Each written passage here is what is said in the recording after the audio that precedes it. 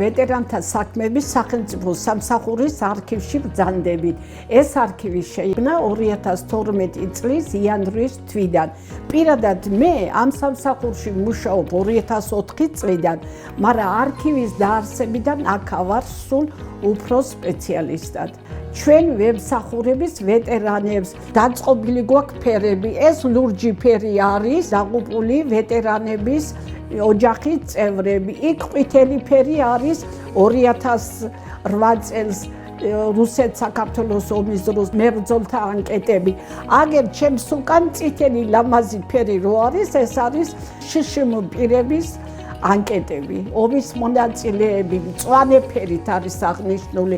ამჟამად ჩვენ არქივში ინახება აქტიური 68478, ხოლო შეჩერებული 73394 ანკეტა. გაციფროვნება უკვე დამთავრებულია.